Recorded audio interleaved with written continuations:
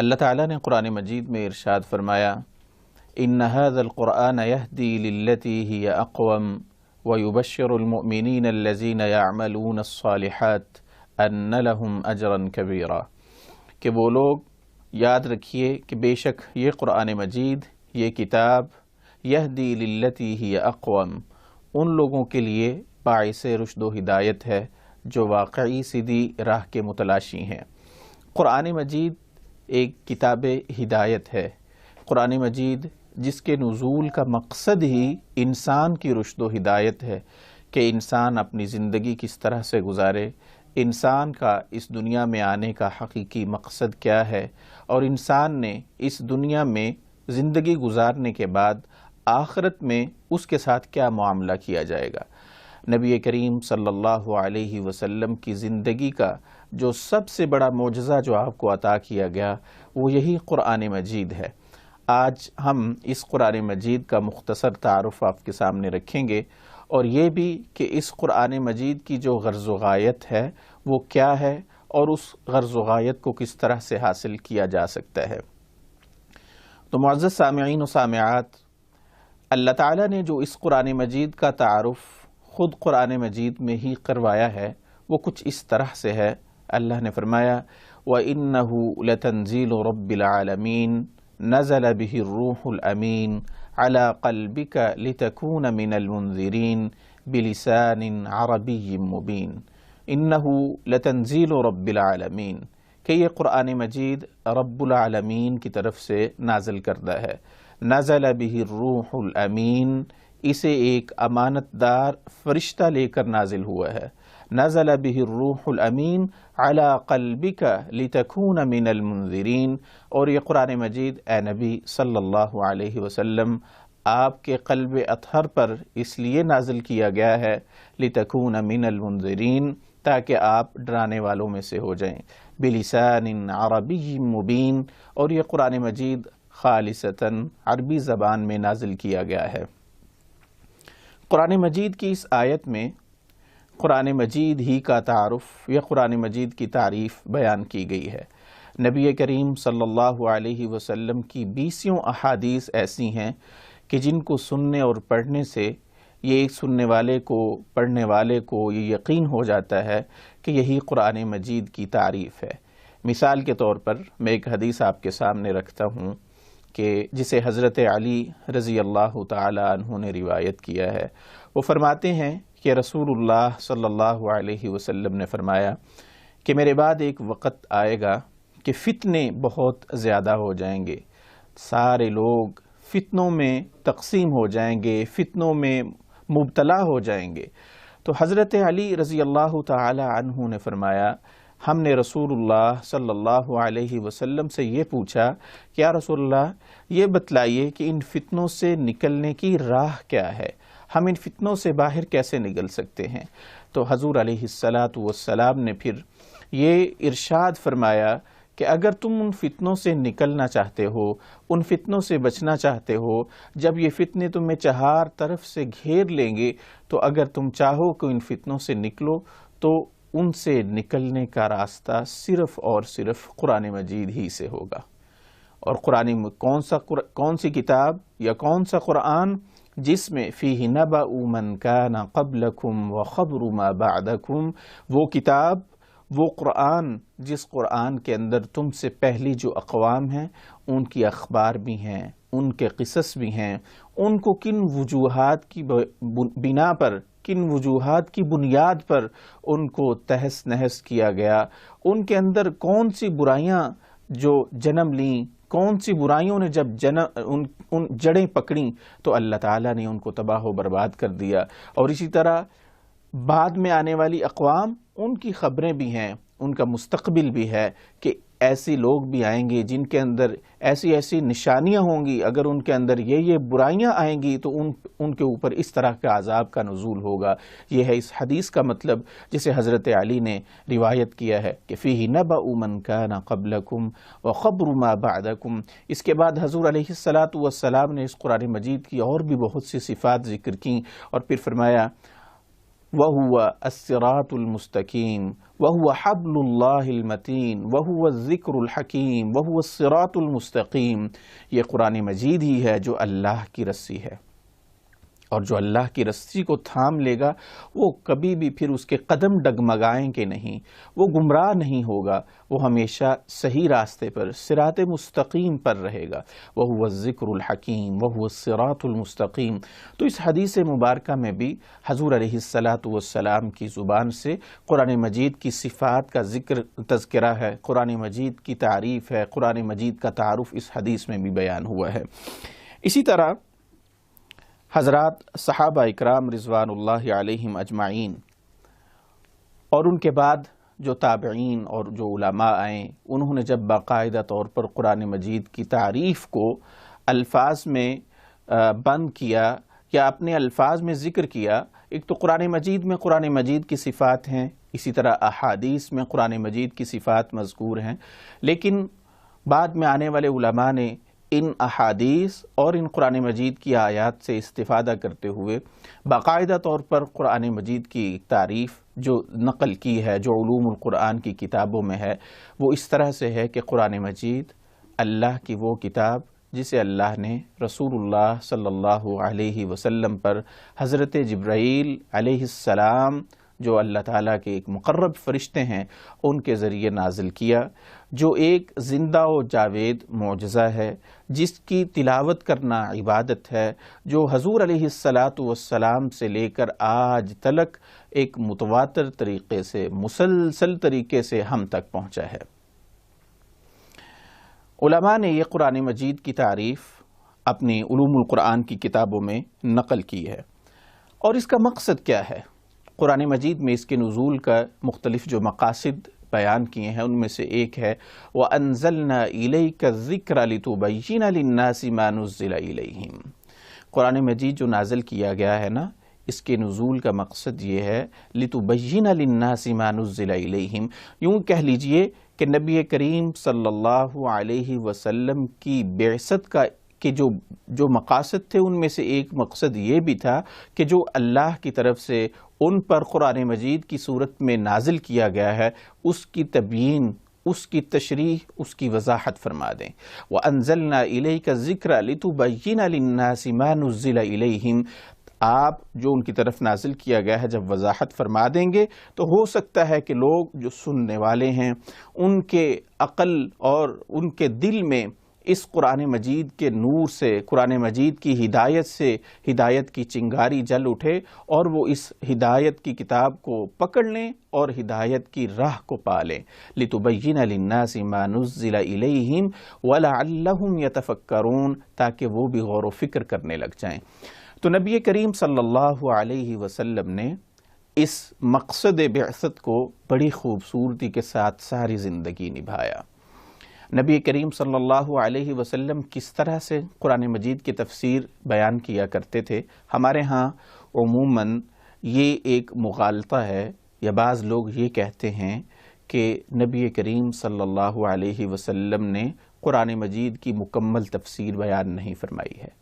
جبکہ حضرت عائشہ رضی اللہ تعالی عنہا وہ تو فرماتی ہیں کہ کان خلقہ القرآن۔ جب صحابہ نے حضرت اما عائشہ رضی اللہ تعالی عنہا سے پوچھا تھا کہ آپ ہمیں نبی کریم صلی اللہ علیہ وسلم کے شب و روز کے بارے میں بتلائیے، تو اما عائشہ رضی اللہ تعالی عنہا نے یہ جواب دیا تھا کہ کیا تم قرآن نہیں پڑھتے ہو؟ نبی کریم صلی اللہ علیہ وسلم چلتے پھرتے قرآن تھے، کان خلقہ القرآن۔ تو ذرا کچھ لمحات اس پر بیان گزارتے ہیں، کچھ لمحات کہ نبی کریم صلی اللہ علیہ وسلم نے قرآن مجید کی تفسیر کس طرح سے کی تھی۔ آپ کی تفسیر کرنے کا ایک طریقہ تو یہ تھا کہ بعض دفعہ یوں ہوتا کہ آپ کسی آیت کا مفہوم بیان فرماتے یا کوئی آیت ذکر فرماتے اور پھر اس کی تشریح اپنے الفاظ میں بیان فرما دیتے، اگرچہ یہ بہت کم مواقعوں پر ایسا ہوا۔ مثلا نبی کریم صلی اللہ علیہ وسلم ایک دفعہ اپنے صحابہ میں بیٹھے ہوئے ہیں تو فرمانے لگے کہ قیامت کے دن وہ لوگ جو اپنی مال میں سے، جو اللہ تعالیٰ نے ان کو مال دیا ہے، اس میں سے زکوٰۃ نہیں دیتے ہیں، یا اس میں سے غریبوں پر خرچ نہیں کرتے ہیں، یا اس میں سے اپنے معاشرے، اپنے ارد گرد کے وہ لوگ جو قسم پرسی کی زندگی گزار رہے ہیں، جو حاجت مند ہیں، جو ضرورت مند ہیں، اپنے مال میں سے ان پر خرچ کرتے ہوئے ان کی ضروریات کو پورا نہیں کرتے ہیں، ان کا خیال نہیں کر رکھتے ہیں، بلکہ اپنے مال کو جمع کر کے رکھتے ہیں، گن گن کر رکھتے ہیں، اپنے مال کو اپنے لیے ہی بس رکھتے ہیں، قیامت کے دن یہی مال ان کے لیے باعث عذاب بن جائے گا۔ کیسے عذاب ہوگا؟ یہی مال کل قیامت کے دن ایک بڑے سانپ کی شکل میں ان کے سامنے آئے گا، جس کے سر پر 2 نقطے ہوں گے۔ اب علیہ السلام نے جب یہ چند ارشادات فرمائے تو اس کے بعد قرآن مجید کی ایک آیت بھی تلاوت فرمائی۔ اللہ کے رسول نے اس بات کے بیان کرنے کے بعد قرآن مجید کی یہ آیت پڑھی، وَلَا يَحْسَبَنَّ الَّذِينَ يَبْخَلُونَ بِمَا آتَاهُمُ اللَّهُ مِنْ فَضْلِهِ هُوَ خَيْرًا لَهُمْ بَلْ هُوَ شَرٌّ لَهُمْ سَيُطَوَّقُونَ مَا بَخِلُوا بِهِ يَوْمَ الْقِيَامَةِ۔ وہ لوگ جو اپنے مال میں سے جو اللہ نے ان کو دیا ہوا ہے اس میں خرچ نہیں کرتے بلکہ بخل کرتے ہیں۔ وَلَا يَحْسَبَنَّ الَّذِينَ يَبْخَلُونَ بِمَا آتَاهُمُ اللَّهُ مِنْ فَضْلِهِ، جو بخل کر کے اپنے مال کو مستقبل کے لیے بچا کے رکھتے ہیں، سمیٹ کے رکھتے ہیں، اپنے بینک بیلنس کو بڑھاتے رہتے ہیں، وہ بظاہر تو یہ سمجھتے ہیں کہ یہ ان کے لیے بہتر ہے، وہ اپنے مستقبل کے لیے اپنے مال کو جمع کر رہے ہیں، ان کا بینک بیلنس بڑھ رہا ہے، لیکن قرآن یہ کہتا ہے بل هو شر لهم، یہ ان کے لیے اچھا نہیں ہے، یہ ان کے لیے گھاٹے کا سودا ہے۔ سَيُطَوَّقُونَ مَا بَخِلُوا بِهِ يَوْمَ الْقِيَامَةِ، جس مال میں سے یہ بخل کرتے ہیں نا، جو مال وہ سنبھال کر رکھتے ہیں، جو مال یہ سمجھتے ہیں کہ وہ اس کو بچا کر رکھیں گے، مستقبل میں ہمارے یا ہماری اولاد کے یا ہمارے بچوں کے کام آئے گا، یہ ان کے لیے ہرگز خسارے کا سودا ہے، یہ ہرگز ان کے لیے نفع کا سامان نہیں ہے۔ سَيُطَوَّقُونَ مَا بَخِلُوا بِهِ يَوْمَ الْقِيَامَةِ، قیامت کے دن یہی مال ان کے گلے کی، ان کے گردن کی طوق بن جائے گا۔ سَيُطَوَّقُونَ مَا بَخِلُوا بِهِ يَوْمَ الْقِيَامَةِ۔ تو گویا نبی کریم صلی اللہ علیہ وسلم نے اس آیت کی تفسیر بیان فرما دی اپنے الفاظ میں کہ یہ جو گلے کا طوق یا گردن کا طوق بنے گا اس کا انداز کیا ہوگا؟ کل قیامت کے دن یہی مال ایک بڑے سانپ، ایک اژدہے کی شکل میں، ایک اژدہے کی صورت میں انسان کے گلے کی طوق بن جائے گا۔ آپ حضور علیہ السلام نے فرمایا وہی سانپ پھر انسان کو یہ کہے گا، ایک نبی کریم صلی اللہ علیہ وسلم نے جب یہ منظر نامہ پیش فرمایا نا تو یہاں تک بیان فرمایا کہ انسان اس سے بھاگے گا، اژدہا اس کے پیچھے پیچھے، سانپ اس کے پیچھے پیچھے ہوگا، انسان آگے بھاگے گا، انسان کہے گا تو کون ہے، کیوں میرا پیچھا کر رہا ہے؟ وہ اژدہا، وہ سانپ جو انسان کا اپنا ہی مال ہوگا، جو اس نے بخل کرتے ہوئے، لالچ کرتے ہوئے، طمع کرتے ہوئے بچا بچا کر سنبھال کر دنیا میں رکھا ہوگا،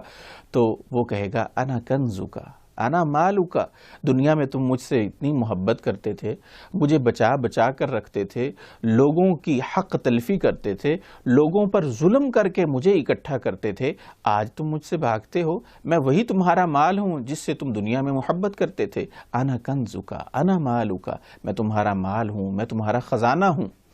تو حضور علیہ السلام نے اس قرآن مجید کی آیت کی تشریح خود فرما دی۔ اگرچہ ایسی آیات یا ایسے مواقع بہت کم آئے کہ حضور علیہ السلام نے بعینی ہی کسی آیت کو تلاوت فرمایا، پھر اس کی تشریح اور اس کی تفسیر بیان فرما دی۔ ایک طریقہ حضور علیہ السلام کا قرآن مجید کی تفسیر کا یہ تھا۔ ایک طریقہ حضور علیہ السلام کی تفسیر کا یا قرآن مجید کی تشریح کا یوں ہوتا تھا کہ نبی کریم صحابہ میں بیٹھے ہوئے ہیں، کسی آیت کا نزول ہوا، کوئی آیت اللہ کے رسول صلی اللہ علیہ وسلم نے پڑھی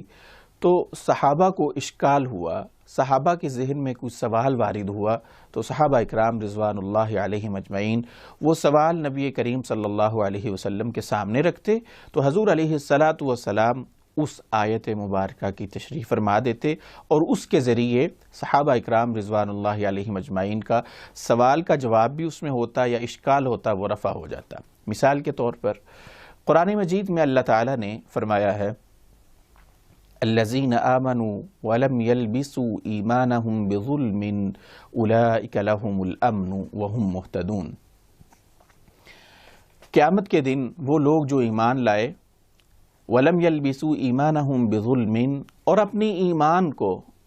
ایمان کو انہوں نے ظلم کے ساتھ خلط ملت نہیں کیا، ظلم کر کے اپنے ایمان میں ظلم کی ملاوٹ نہیں کی، اولئک لہم الامن، حقیقت میں وہی لوگ اللہ کی امان میں ہوں گے، وہی لوگ امن والے ہیں، اولئک لہم الامن وہم مہتدون، اور یہی لوگ حقیقی ہدایت یافتہ ہیں۔ حضرت عبداللہ ابن مسعود رضی اللہ تعالی عنہ وہ فرماتے ہیں کہ جب یہ آیت مبارکہ نازل ہوئی تو صحابہ اکرام رضوان اللہ علیہم اجمعین پریشان ہوئے اور حضور علیہ السلام سے کہنے لگے اللہ کے رسول صلی اللہ علیہ وسلم، ہم میں سے ہر کوئی انسان بشر ہے، بندہ ہے، اس کے اندر خواہشات بھی جنم لیتی ہیں، اس کے اندر طرح طرح کے خیالات وساوس بھی آتے ہیں، تو ہر کوئی اپنی جانوں پر ظلم کر بیٹھتا ہے، کوئی خیال کوئی وسوسہ آ جاتا ہے یا اس کا برائی کی طرف قدم اٹھ جاتا ہے، تو جو کوئی بھی چاہے اس نے چھوٹی سی بھی برائی کی ہو تو گویا اس نے اپنی جان پر ظلم کیا، تو گویا کوئی بھی امن اللہ کی امان میں نہیں ہے، کوئی بھی ہدایت یافتہ نہیں ہے۔ صحابہ اکرام پریشان ہوئے اس آیت کے نزول کے بعد۔ نبی کریم صلی اللہ علیہ وسلم کے سامنے جب یہ اشکال رکھا گیا نا، تو حضور علیہ السلام نے صحابہ اکرام کو فرمایا، صحابہ اس ظلم سے مراد وہ ظلم نہیں ہے جو تم سمجھے ہو، تم تو یہ سمجھے ہو نا کہ کوئی چھوٹا سا گناہ کر لینا وہ بھی ظلم ہے، انسان کے ذہن میں کسی وسوسے کا، کسی برائی کے وسوسے کا آ جانا وہ بھی ظلم ہے، ایسا نہیں ہے۔ یہاں پر ظلم سے مراد وہ ہے جو حضرت لقمان علیہ السلام نے اپنے بیٹے کو نصیحت کرتے ہوئے شرک کو ظلم کہا تھا، اور کہا تھا یا بنی لا تشرک باللہ ان الشرک لظلم عظیم۔ تو صحابہ اکرام کا یہ اشکال حضور علیہ السلام نے ایک اور قرآن مجید کی آیت کا ذکر کرتے ہوئے رفع فرما دیا، یعنی یہاں پر ظلم سے مراد کوئی عام چھوٹا گناہ یا کسی برائی کا، کسی وسوسے کا انسان کے قلب اور ذہن میں آ جانا نہیں ہے، بلکہ یہاں پر ظلم سے مراد شرک ہے، اللہ کی وحدانیت، اللہ کی ربوبیت اور اللہ کی الوہیت میں کسی اور کو، جو صفات خالص اللہ کی صفات ہیں، ان صفات کو کسی مخلوق میں تلاش کرنا یا مخلوق کو یہ سمجھنا کہ وہ اللہ تعالیٰ کی صفات کا حامل ہے، یہ شرک ہے۔ اور یہاں پر ظلم سے مراد شرک ہے، کیونکہ حضرت لقمان نے اپنے بیٹے کو نصیحت کرتے ہوئے کہا تھا کہ اے بیٹے لا تشرک باللہ، اللہ کے ساتھ کسی کو شریک نہ ٹھہرانا، کیوں؟ ان الشرک لظلم عظیم، کیونکہ شرک بہت بڑا ظلم ہے۔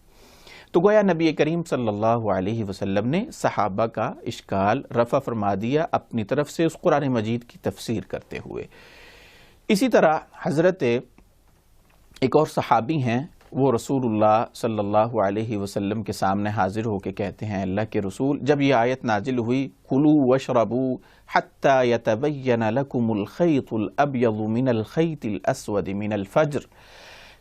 تم کھاؤ اور پیو یہاں تک کہ سفید دھاگا، حتیٰ یتبین لکم الخیط الابیض من الخیط الاسود، سفید دھاگا سیاہ دھاگے سے تمیز ہونے لگے، سفید دھاگا الگ اور سیاہ دھاگا الگ ہو جائے، اس وقت تک تم کھاؤ پیو۔ گویا یہ رمضان المبارک یعنی سحری کے حوالے سے گفتگو ہے قرآن مجید میں کہ جب تک سیاہی اور سفیدی الگ الگ نہ ہو جائے تب تک تم کھاؤ پیو۔ تو جو صحابی جب یہ آیت نازل ہوئی وہ فرماتے ہیں کہ میں اپنے تکیے کے نیچے میں نے 2 دھاگے سفید اور سیاہ رکھ لیے، اور تب تلک میں سحری کرتا رہا، تب تک میں کھاتا رہا جب تک واضح نہ ہو گیا کہ یہ سفید دھاگا ہے اور یہ سیاہ دھاگا ہے۔ نبی کریم صلی اللہ علیہ وسلم کے سامنے جب اس صحابی نے اس بات کا تذکرہ کیا تو اللہ کے رسول صلی اللہ علیہ وسلم مسکرائے اور جواب دیا کہ جو تم مفہوم سمجھے ہو نا، اس سے مراد یہ نہیں ہے، بلکہ اس سے مراد رات کی سیاہی اور صبح کی سفیدی ہے۔ یعنی جب رات کی سیاہی ختم ہونے لگے، صبح کی سفیدی کا ظہور ہونے لگ جائے، تب تم کھانے پینے سے رک جاؤ، تب تم اپنا روزہ رکھ لو۔ تو حضرت جو یہ صحابی تھے جن کے ذہن میں یہ اشکال وارد ہوا تھا،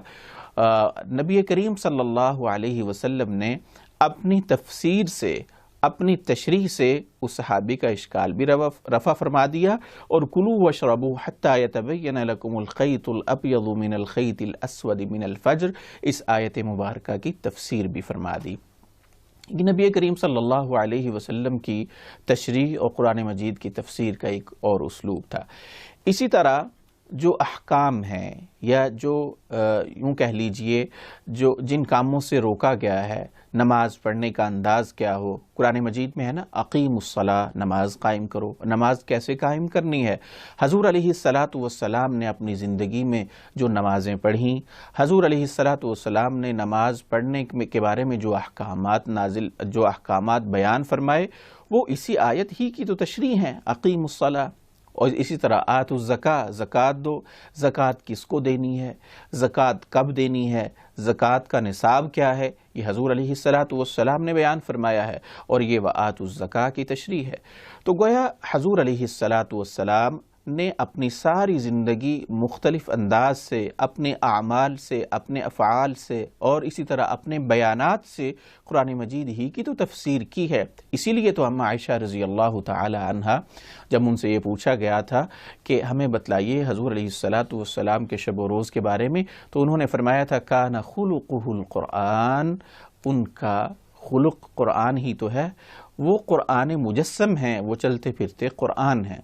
تو اگر ہم قرآن مجید کو سمجھنا چاہتے ہیں، قرآن مجید کو پرکھنا چاہتے ہیں، اس کی حقانیت کو دیکھنا چاہتے ہیں، انہوں نے انسانوں کی زندگیوں میں کس طرح سے انقلاب اس قرآن مجید نے بپا کیا، تو ہمیں نبی کریم صلی اللہ علیہ وسلم کا سیرت کو دیکھ لینا چاہیے، صحابہ اکرام رضوان اللہ علیہم اجمعین کی زندگیوں کا مطالعہ کر لینا چاہیے۔ ہمارا المیہ کیا ہے؟ قرآن مجید نازل تو اس لیے ہوا تھا کہ یہ اس پر عمل کے ذریعے ہم اپنی زندگیوں کو سنواریں، اپنی زندگیوں میں یا انسان کے دل میں جو غفلت اور گناہ کی وجہ سے تاریک ہو گیا ہے، اس گناہوں کی تاریکی کو ختم کرنے کے لیے قرآن مجید کے نور کو اس دل میں داخل کریں۔ لیکن ہم نے اس قرآن مجید کو صرف ثواب حاصل کرنے کا ایک ذریعہ بنا لیا ہے۔ میں آپ کے سامنے ایک بات رکھنا چاہوں گا، آپ پڑھاتے ہوں گے، آپ گھر میں آپ نے کسی کو خادم، کسی کو ملازم کے طور پر بھی رکھا ہوا ہوگا۔ فرض کیجئے آپ ایک گھر میں رہتے ہیں، آپ صبح صبح ملازمت کے سلسلہ میں یا اپنے کاروبار کے سلسلہ میں گھر سے باہر چلے جاتے ہیں، اور گھر کی ملازمہ یا ملازم یا خادم وہ ابھی تک گھر میں نہیں آیا۔ آپ کیا کرتے ہیں؟ ایک کاغذ لیتے ہیں، اس کے اوپر ایک تحریر لکھ دیتے ہیں کہ میں آفس کی طرف نکل رہا ہوں، یا میں اپنے بزنس کے سلسلہ میں جا رہا ہوں۔ ملازم کو یعنی مخاطب کر رہے ہیں اور اسے کہہ رہے ہیں لکھ کر کہ میں جا رہا ہوں، آپ نے آج جو بیڈ روم ہے اس کی صفائی بھی کرنی ہے، اور فلاں کمرے میں کپڑے پڑے ہوئے ہیں ان کو دھونا بھی ہے، اور فلاں کمرے کی آپ نے ڈسٹنگ کرنی ہے، لائبریری میں کتابیں بکھری ہوئی ہیں ان کو اٹھا کر ترتیب کے ساتھ رکھنا ہے، اور اس کے بعد باہر گراج کو دھو لینا ہے۔ یہ تحریر لکھ کر آپ چلے جاتے ہیں۔ شام کو جب آپ واپس آتے ہیں، آپ کی ملازمہ یا آپ کا ملازم گھر میں بیٹھا ہوا ہے اور آپ کی تحریر پکڑ کر بیٹھا ہوا ہے، جبکہ جو آپ نے تحریر لکھی، جو کام اس کو آپ نے کہے، جو آپ نے ڈائریکشنز دیں، جو ہدایات دیں، اس پر اس نے عمل نہیں کیا، سارے کام ویسے کے ویسے بکھرے ہوئے ہیں۔ وہ آپ کا ملازم یا ملازمہ یا خادمہ، آپ اس سے مخاطب ہوتے ہیں کہ میں نے تو یہ کام آپ کو کرنے کو کہا تھا، یہ لکھ کر گئی تھی یا لکھ کر گیا تھا، آپ نے یہ کام کیوں نہیں کیے؟ آپ کی ملازم یا آپ کی ملازمہ یا آپ کا خادم یا خادمہ وہ آپ کو جواب دے کہ میں نے آپ کی تحریر کو بڑے غور سے پڑھا، بار بار پڑھا، اس کا بڑا احترام کیا، اس کو بار بار چوما، اس کو سینے کے ساتھ لگا کے رکھا، اس کو اتنی دفعہ پڑھا کہ مجھے ازبر ہو گئے، آپ کی جو ہدایات جو لکھی ہوئی تحریر میں تھیں وہ میں نے زبانی یاد کر لی ہیں۔ کیا آپ اس سے خوش ہوں گے؟ کیا آپ اس کو شاباش دیں گے؟ کیا آپ اس کی تنخواہ میں اضافہ کریں گے؟ یا آپ کا رد عمل کیا ہوگا؟ آپ خود سمجھدار ہیں. آپ سوچئے کہ ایسا شخص جس کو آپ نے تحریری شکل میں، یعنی زبانی بھی نہیں، تحریری صورت میں کچھ ہدایات دیں، کچھ حکم دیے، اس نے اس پر کوئی عمل نہیں کیا، بلکہ آپ کو آگے سے کہتا ہے کہ آپ کی تحریر کے ساتھ میں نے بڑی محبت کی، میں نے اس کا بڑا احترام کیا، میں نے اس کو سینے سے لگا کر رکھا، میں اس کو چومتا رہا، میں نے اس کو اتنی دفعہ پڑھا کہ مجھے حفظ ہو گئی آپ کی تحریر. آپ ہرگز اس کو شاباش نہیں دیں گے. اب آپ اپنے طرز عمل کی طرف آئیے. قرآن مجید جس میں اللہ تعالیٰ نے آپ کی زندگی کے ایک ایک لمحے کے بارے میں ہدایات دیں، آپ کو زندگی میں کیسے کیسے معاملات سے پالا پڑ سکتا ہے، آپ نے اپنے شب و روز کو کیسے گزارنا ہے، آپ نے اپنے گھر کو کیسے بسانا ہے، اپنا کاروبار کیسا رکھنا ہے، اور اللہ تعالیٰ کے ساتھ آپ کے معاملات کیا ہوں، اور اسی طرح لوگوں کے ساتھ آپ کے معاملات کیسے ہوں، لوگوں کے آپ پر حقوق کیا ہیں، آپ کے فرائض کیا ہیں، یہ ساری چیزیں اس قرآن مجید میں موجود ہیں. ہم اس قرآن مجید کو صرف ایک حصول ثواب کے لیے، وہ بھی الا ماشاء اللہ بعض گھروں میں بعض اوقات اس کو پڑھ لیا جاتا ہے اور یہ سمجھا جاتا ہے کہ ہم نے اپنا فرض ادا کر دیا. نہیں، اس کے نزول کا جو مقصد ہے نا، وہ اس کو سمجھ کر اس پر عمل کرنا ہے. اگر ہم اس کو سمجھے بغیر اس کو پڑھیں گے نا تو شاید ثواب ہمیں مل جائے، لیکن ہم نے بہت تھوڑے پر قناعت کر لیا. حضور علیہ الصلاۃ والسلام کی یہ جو احادیث جس میں قرآن مجید کے پڑھنے پر ترغیب دلائی گئی ہے، اصل میں اگر ہم دوسری احادیث کو ملا کر اور قرآن مجید کی آیات کو اکٹھا کر کے پڑھیں نا تو ان سے یہ سبق ملتا ہے، یہ نتیجہ اخذ کیا جا سکتا ہے کہ یہ جو ثواب کے حصول کی جو احادیث ہیں، جو ترغیب ہے، وہ اس لیے ہے کہ انسان اس قرآن مجید سے جڑا رہے. اس قرآن مجید سے جب جڑا رہے گا نا، بار بار پڑھے گا تو آخر اس میں غور و فکر اور تدبر بھی شروع کر دے گا. جب غور و فکر اور تدبر کرے گا تو پھر اس کا جو عقل ہے، اس کا دل ہے، اس کو عمل پر بھی مائل کرے گا. حضور علیہ الصلاۃ والسلام نے فرمایا، من قرأ حرفا من کتاب اللہ فلہ بہ عشر، یعنی جو کوئی انسان ایک حرف پڑھتا ہے، ایک لفظ پڑھتا ہے تو اللہ تعالیٰ اس کے عوض اس کو 10 نیکیاں دیتے ہیں. آپ نے اپنے ارشاد کی مزید تشریح فرمائی کہ میں الف لام میم اس کو ایک حرف نہیں کہتا ہوں، بلکہ اس میں الف الگ حرف ہے، لام الگ حرف ہے، میم الگ حرف ہے. اس آیت مبارکہ میں یا اس حدیث میں حضور علیہ الصلاۃ والسلام نے یہ ترغیب دلائی ہے کہ مسلمان اس قرآن مجید سے جڑا رہے. اگر ایک اور حدیث کو آپ دیکھیں تو اس کے اندر یہ بھی ملتا ہے کہ یہ قرآن پڑھنے کے ساتھ ساتھ اس پر عمل بھی اگر کرتا ہے تو پھر اس کو یہ اجر اور ثواب ملے گا. مثال کے طور پر حضور علیہ الصلاۃ والسلام نے ایک اور حدیث میں ارشاد فرمایا کہ جو انسان قرآن مجید کی تلاوت کرتا ہے اور پھر اس کے بعد جو اس میں موجود ہے، یعنی جس کو وہ پڑھتا ہے اس پر عمل بھی کرتا ہے، البس والداہ تاجا یوم القیامہ، اسے کل قیامت کے دن اس کے والدین کے سروں پر ایک عزت کا، وقار کا، عظمت کا تاج رکھا جائے گا. تو کیا ارشاد فرمایا اس سے پہلے کہ جو قرآن پڑھتا ہے وَعَمِلَ بِمَا فِيهِ، اور اس کے اندر جو کچھ ہے اس پر عمل بھی کرتا ہے، پھر وہ اس ثواب کا، پھر وہ اس اعزاز کا حقدار قرار پائے گا. اگر انسان صرف قرآن پڑھتا ہے اور اس پر عمل نہیں کرتا ہے، یا اس میں غور و فکر اور تدبر نہیں کرتا ہے، تو وہ بہت تھوڑے پر راضی ہو گیا ہے. وہ پھر قرآن مجید کے جو نزول کا مقصد ہے، یا قرآن مجید کو جو ہدن و شفاء للناس کہا گیا ہے، وہ اس سے وہ فوائد حاصل کبھی نہیں کر پائے گا. قرآن مجید کا تعارف میں ہم ذکر کرتے جائیں کہ قرآن مجید کے اللہ تعالیٰ نے بہت سارے نام ذکر کیے ہیں. مثلا قرآن مجید کو القرآن بھی کہا گیا ہے. القرآن کیوں کہا گیا ہے؟ ڈاکٹر محمود احمد غازی مرحوم رحمہ اللہ، ایک اس صدی کے بہت بڑے مفکر، ایک عالم دین گزرے ہیں، وہ اس کی بڑی خوبصورت تشریح کرتے ہیں. اصل میں قرآن کا لفظ ہے ایسی کتاب جس کو بار بار پڑھا جائے. انہوں نے اپنی تحریروں میں، اپنی تقریروں میں ایک وقت ذکر کیا ہے، وہ کہتے ہیں کہ قرآن مجید ایک ایسی کتاب ہے، آپ چاہے اس کا تجربہ کر لیجئے کہ اس کو 24 گھنٹے کے ہر منٹ میں بلکہ ہر سیکنڈ میں روئے زمین کے کسی نہ کسی خطے پر ہر وقت پڑھا جا رہا ہے۔ یہ ہے القرآن، یعنی ایسی کتاب جس کو بار بار پڑھا جائے۔ پھر وہ اس کا تذکرہ کرتے ہیں، اپنے اس دعویٰ کی دلیل دیتے ہوئے کہتے ہیں کہ سب سے پہلے فجر کی نماز یا فجر کی اذان کا جو وقت ہے نا، وہ ہمارے شمال جنوب مشرق میں جو فیجی یا آسٹریلیا ہے وہاں پر ہوتا ہے۔ وہاں پر جب اذان کا وقت ہوتا ہے، لوگ اذان کے بعد نماز کے لیے آتے ہیں، نماز میں قرآن مجید کی تلاوت کی جاتی ہے۔ پھر نماز کے بعد ہمارے یہاں پر عموماً ایک مزاج ہے کہ صبح فجر کے بعد لوگ مسجد میں بیٹھ جاتے ہیں، قرآن مجید کی تلاوت کرتے ہیں۔ وہاں پر ابھی نماز اور اذان کا یہ سلسلہ چل رہا ہوتا ہے کہ تھوڑا آگے انڈونیشیا کے جو جزائر ہیں یا ملائیشیا، وہاں پر صبح کی اذان کا وقت ہو جاتا ہے۔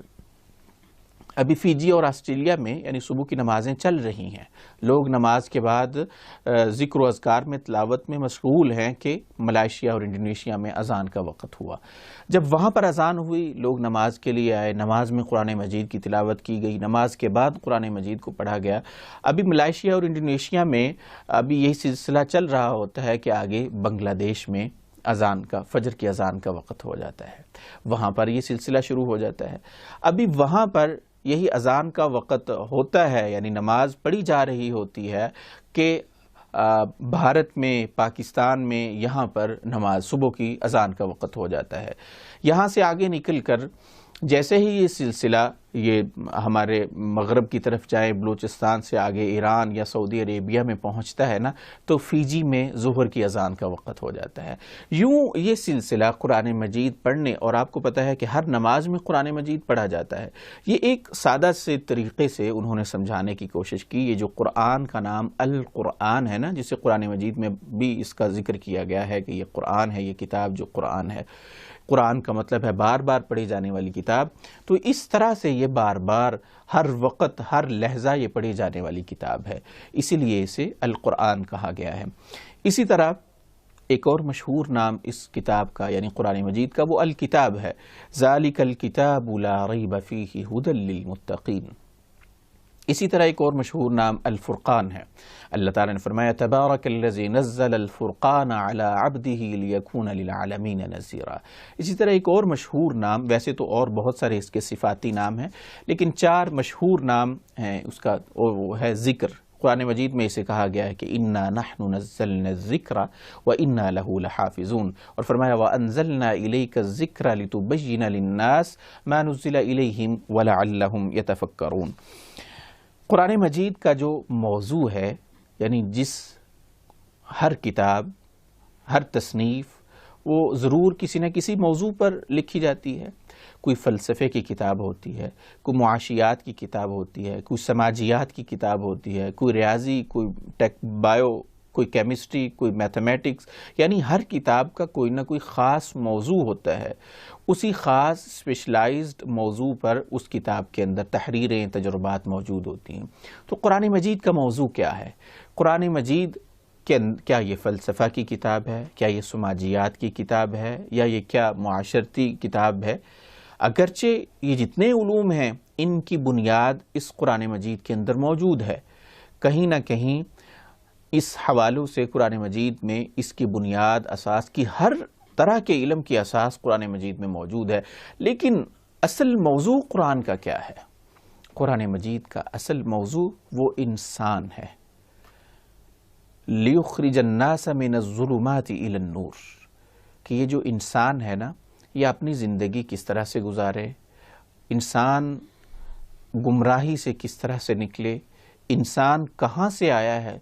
اس نے کہاں جانا ہے، اس کی زندگی کا مقصد کیا ہے، اپنی زندگی کس طرح سے گزارے، یہ ساری چیزیں انسان سے متعلقہ جتنی بھی معلومات تھیں یا انسان کی زندگی سے متعلقہ جتنی بھی ہدایات ہیں وہ اس قرآن مجید میں موجود ہیں۔ ذرا باریک بینی سے عقل، تدبر، غور و فکر کرتے ہوئے اگر اس قرآن مجید کا مطالعہ کیا جائے تو انسانی زندگی کے ایک ایک قدم کے متعلق اس کے اندر رہنمائی موجود ہے۔ قرآن رہنمائی کرتا کیسے ہے؟ جب آپ قرآن مجید کی تلاوت کرتے ہیں، قرآن مجید کو پڑھتے ہیں نا، تو یہ ایک نور کی شکل میں انسان کے دل میں داخل ہوتا ہے، اور جب یہ انسان کے دل میں داخل ہوتا ہے تو وہاں سے جو غفلت کی تاریکی ہے، غفلت کی وجہ سے جو اس کا دل تاریک ہو چکا ہے، جو گناہوں کی وجہ جو اس کے دل میں تاریکی چھا چکی ہوتی ہے، وہ قرآن مجید کے نور سے وہ دوبارہ روشن ہونا شروع ہوتی ہے۔ قرآن مجید میں اللہ نے ارشاد فرمایا، او من کان میتا فاحییناہ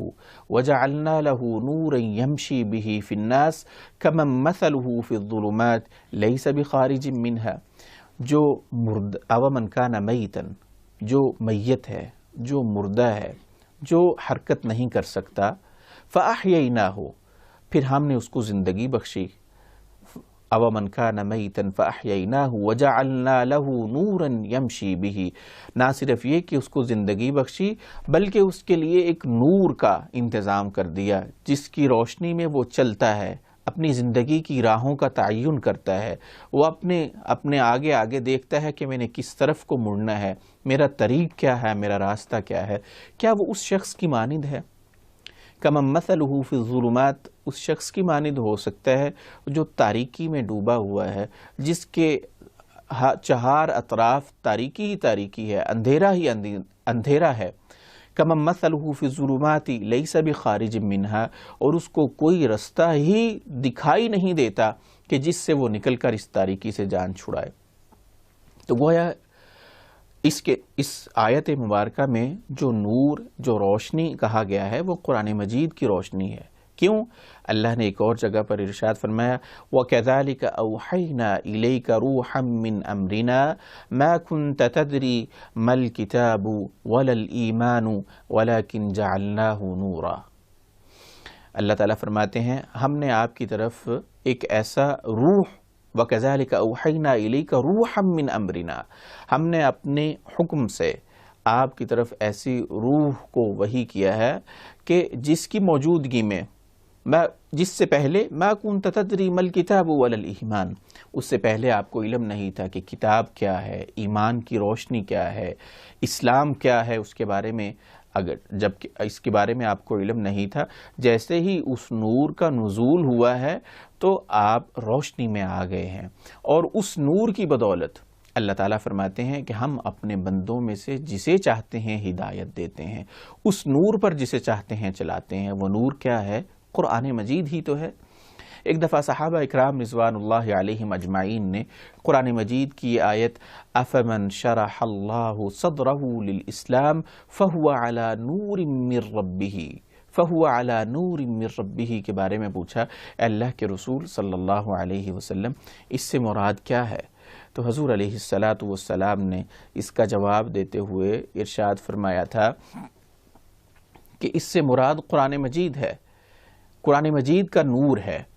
قرآن مجید کا نور جب انسان کے قلب میں، انسان کے ذہن میں داخل ہو جاتے ہیں تو کیا ہوتا ہے؟ انفتح وانشرح،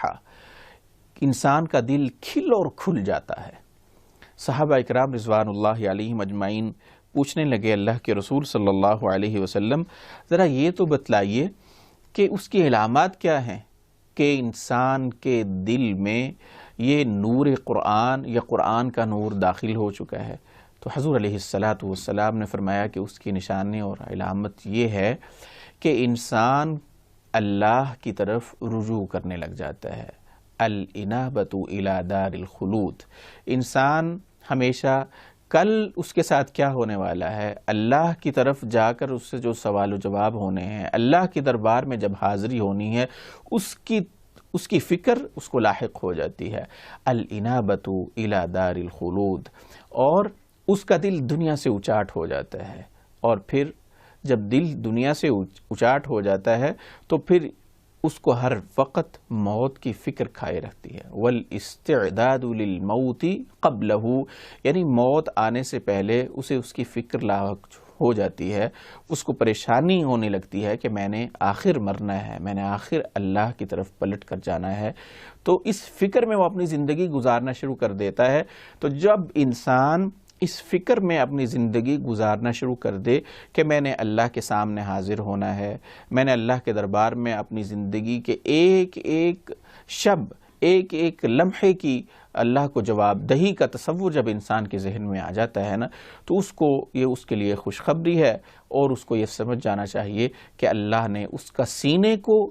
کھول دیا ہے، اور اس کے سینے میں جو قلب ہے اس کے اندر ایمان کی اور قرآن کے نور سے اس کے سینے اور اس کے دل کو منور کر دیا ہے۔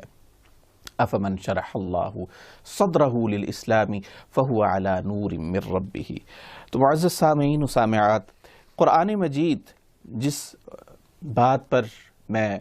اپنی بات کو ختم کرنا چاہوں گا، پہلی بھی اور آخری بھی، کہ قرآن مجید کے نزول کا جو حقیقی مقصد ہے وہ یہ ہے کہ انسان اپنی زندگی کو اس قرآن مجید کے مطابق ڈھالے، اس قرآن مجید کی ہدایات پر عمل کرے، اس پر غور و فکر کرے، پھر انسان اس کو روحانی بیماریوں سے شفا بھی ملے گی، اور بدنی جسمانی بیماریوں سے بھی اللہ تعالیٰ اس سے شفا دیں گے۔ ہم آج بڑے بڑے تجربات کرتے ہیں، جب کہیں پر بھی تمام اطباء، تمام ڈاکٹرز جب جواب دے دیتے ہیں نا کہ اس مرض کا علاج ہمارے پاس نہیں ہے، پھر ہم دم درود کے لیے جاتے ہیں، دم درود بھی کرواتے ہیں، تعویذات بھی پہنتے ہیں۔ یہ قرآن تب باعث شفا، باعث رحمت اور آپ کو روحانی اور جسمانی بیماریوں سے آپ کو علاج تب دے گا جب آپ اس کو کتاب ہدایت مانیں گے، اور آپ اس کی کتاب ہدایت مانیں گے کیسے؟ جب آپ اس میں موجود ہدایات پر عمل کرنا شروع کر دیں گے، تب یہ قرآن مجید کی آیت آپ کے لیے باعث رحمت بھی ہوگی، باعث شفا بھی ہوگی۔ ہدن للناس و شفا، یہ تب ہوگا جب آپ قرآن مجید پر عمل کرنا شروع کر دیں گے۔ ایک کویت کی ایک معلمہ، ایک مدرسہ ہیں، وہ یہ کہتی ہیں کہ ہم نے ایک سلسلہ شروع کیا کہ قرآن مجید کی آیات میں کس طرح سے غور و فکر کیا جائے۔ کہتی ہیں کہ ہم نے اس سلسلہ میں یہ طے کیا کہ ہم روزانہ قرآن مجید کی ایک آیت اس کو پڑھیں گے اور سارا دن اس کا تکرار کرتے رہیں گے، یہاں پر اس آیت کو یاد کریں گے، اس کا مختصراً مفہوم اس کو ذہن میں بٹھائیں گے، پھر اس کے بعد اس آیت کا تکرار دن بھر کرتے رہا کریں گے۔ اور اس کے بعد انہوں نے اس تجربہ کے بعد، اس درس و تدریس کے سلسلہ کے بعد مختلف خواتین سے یہ سنا بھی کہ آپ کا مشاہدہ یا آپ کا تجربہ کیسا رہا۔ انہوں نے اپنی کتاب میں ذکر کیا ہے، میں پڑھ رہا تھا تو بہت ہی خوبصورت طریقہ ہے۔ میں اپنے سامعین اور سامعات کے سامنے یہ رکھنا چاہوں گا کہ ہم یہ کہتے ہیں نا کہ قرآن مجید پر عمل کرنے کی کوشش تو کرتے ہیں، لیکن دل مائل نہیں ہوتا، یا دنیا میں اس قدر محو ہو گئے ہیں کہ اس قرآن مجید پر عمل کرنا مشکل ہو رہا ہے۔ تو ذرا اس تجربہ کو سامنے رکھیے، اس تجربہ کی بنیاد پر بھی قرآن مجید پر عمل کرنے کی کوشش کیجیے۔ وہ کہتی ہیں کہ ایک خاتون میرے پاس آئی، وہ کہنے لگی کہ مجھے اللہ تعالیٰ نے ساری نعمتیں دے رکھی تھیں، میں دن میں 4 وقت کی نماز بھی پڑھتی تھی، میرے خاوند ایک ویل آف فیملی سے ان کا تعلق تھا، میرے اپنے 3 بچے بھی ہیں، میں بڑی خوشگوار زندگی گزار رہی ہوں، لیکن میرے اندر ایک خامی تھی، یا ایک خامی ہے جو مجھ سے دور نہیں ہو پا رہی، وہ یہ ہے کہ میں صبح کی نماز کے لیے نہیں اٹھ سکتی ہوں، رات کو میں بھی اپنی فیملی کے ہمراہ دیر تک ٹی وی کے پروگرام دیکھتے رہتے ہیں، جس کی وجہ سے ہم صبح کی نماز کے لیے نہیں اٹھ پاتے ہیں۔ تو اس معلمہ نے اس کو بتلایا کہ تم ایسا کرو کہ قرآن مجید کی ایک آیت ہے، الذی یراک حین تقوم وتقلبک فی الساجدین، جس کا مطلب یہ ہے کہ وہ اللہ الذی یراک حین تقوم، جب تم کھڑے ہوتے ہو نا، جب تم اٹھتے ہو، وہ تب تمہیں دیکھ رہا ہوتا ہے، وتقلبک فی الساجدین، اور ساجدین عبادت گزار سجدہ کرنے والے لوگوں میں جو تمہاری حرکت ہے یا جو تمہارا اٹھنا بیٹھنا ہے وہ بھی دیکھ رہا ہوتا ہے۔ الذی یراک حین تقوم وتقلبک فی الساجدین، یہ قرآن مجید کی 2 آیات ہیں۔ معلمہ کہتی ہیں کہ آپ یہ 2 آیات کو یاد کیجئے اور اس کو پڑھتے رہیے۔ وہ خاتون کہتی ہیں کہ میں نے ان آیات کو دہرانا شروع کر دیا، ان آیات کو پڑھنا شروع کر دیا، مسلسل میں پڑھتی رہی، چونکہ اس کا مطلب بھی میرے ذہن میں تھا، یا اس کا مطلب بھی مجھے بتلا دیا گیا تھا کہ الذی یراک حین تقوم، جب تم اٹھتے ہو تو وہ اللہ تمہارا خالق، تمہارا مالک تمہیں دیکھ رہا ہوتا ہے، وتقلبک فی الساجدین، اور ساجدین میں عبادت گزاروں میں تمہاری نقل و حرکت کو بھی دیکھ رہا ہوتا ہے۔ وہ معلمہ نے یہ ان کو بتلا دیا، انہوں نے اس آیت کی تلاوت شروع کر دی۔ وہ کہتی ہے کہ جب رات کو میں سوئی اور اسی اپنی جو ہماری روٹین تھی اسی کے مطابق سوئی، لیکن میں چونکہ سارا دن بھر یہ تلاوت یہ آیت پڑھتی رہی تھی تو رات کو بھی یہ پڑھتے پڑھتے اپنے پروگرامات دیکھنے کے بعد اپنی جو بھی ترتیبات تھیں ان کے بعد میں ان آیات کو پڑھتے ہوئے سوئی۔ تو اس صبح جب اذان ہوئی، اللہ اکبر کی آواز بلند ہوئی، پہلے بھی آواز بلند ہوتی تھی، میرے کانوں میں آواز پڑتی تھی، لیکن نیند کا غلبہ ہوتا تھا اور شیطان کی تدابیر ہوتی تھی، وہ آواز اذان کی کہیں دور رہ جاتی تھی اور نیند کے غلبے کی وجہ سے، سستی اور غفلت کی وجہ سے بستر سے نہیں اٹھا جاتا تھا۔ لیکن اس رات جب صبح کی اذان ہوئی اس کے ساتھ ہی میرے ذہن میں قرآن مجید کی یہ آیت بھی آ گئی کہ الذی یراک حین تقوم، جب تم اٹھتے ہو نا تو اللہ تعالیٰ وہ تمہارا رب تمہیں دیکھ رہا ہوتا ہے۔ مؤذن اذان دے رہا ہے، اشہد ان لا الہ الا اللہ، اشہد ان محمد رسول اللہ، حی علی الصلاۃ، حی علی الفلاح، او نماز کی طرف، او فلاح کی طرف۔ جیسے ہی او نماز کی طرف، او فلاح کی طرف مؤذن نے یہ کہا تو میرے ذہن میں پھر وہی آیت آئی، الذی یراک حین تقوم وتقلبک فی الساجدین، وہ رب تمہیں دیکھ رہا ہوتا ہے جب تم اٹھتے ہو، وہ رب تمہاری ساجدین میں سجدہ کرنے والوں میں نقل و حرکت کو بھی دیکھ رہا ہوتا ہے۔ جیسے ہی یہ آیت اور اس کا مفہوم میرے ذہن میں آیا، مؤذن کی اذان حی علی الصلاۃ حی علی الفلاح، یہ آواز میرے کانوں میں پڑی، میں فوراً اٹھ گئی۔ میں نے اٹھ کر وضو کیا، نماز پڑھی اور اللہ تعالیٰ کا شکر ادا کیا اور اللہ تعالیٰ سے اپنی ماضی کی زندگی پر توبہ کی۔ یہ بہت ایک سچا واقعہ، اور اس کے بعد اپنے خاوند کو بھی انہوں نے اس چیز کی طرف مائل کیا، خاوند کے کان میں یا اس کے قریب جا کر جب یہ کہا کہ الذی یراک حین تقوم وتقلبک فی الساجدین۔ اگر آپ اس آیت کے معنی میں ذرا سا غور کرتے ہوئے، تدبر کرتے ہوئے، اس کا مفہوم سمجھتے ہوئے پڑھیں گے نا تو آپ کے اندر بھی ایک عجیب قسم کے احساسات پیدا ہوں گے۔ جب صبح کے وقت آپ کے ذہن میں یہ چیز آئے کہ آپ کا رب، آپ کا خالق، آپ کا مالک وہ آپ کو دیکھ رہا ہے، آپ کو سجدہ کرنے والوں میں دیکھ رہا ہے، یا سجدہ کرتے ہوئے آپ کی حرکت کو دیکھ رہا ہے، تو آپ فوراً شوق سے اٹھ کر اللہ کی بارگاہ میں حاضر ہو جائیں گے اور شیطانی وساوس اور اس کی تدابیر سے اپنے آپ کو بچانے کی کوشش کریں گے۔ یہ میں نے آپ کے سامنے ایک واقعہ رکھا ہے، قرآن مجید کی 20 آیات ہیں، اگر آپ تسلسل کے ساتھ ان کی تلاوت کریں اور ان کو، ہم یہ کہتے ہیں نا کہ طبیعت مائل نہیں ہوتی، احساس نہیں ہے، وساوس بہت زیادہ ہیں،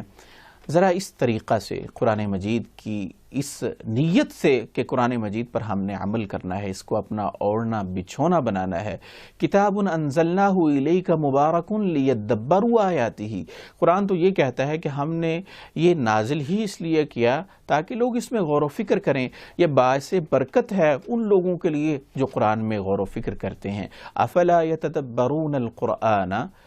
ام علی قلوب اقفالها، یہ قرآن میں غور و فکر کیوں نہیں کرتے؟ اگر غور و فکر نہیں کرتے، کہیں ایسا تو نہیں کہ ان کے دلوں پر غفلت کے تالے پڑے ہوئے ہیں، ان کا غفلت میں دل ڈوبا ہوا ہے؟ اپنے اس غفلت کو کھرچ ڈالیے، اپنی اس غفلت کو ختم کیجئے۔ اگر ہم قرآن مجید سے محبت کا دعویٰ کرتے ہیں، اگر ہم قرآن مجید کا واقعی تعارف حاصل کرنا چاہتے ہیں، اور اگر ہم یہ چاہتے ہیں کہ یہ قرآن مجید ہمارے لیے باعث خیر و برکت بن جائے، تو ہمیں اس کے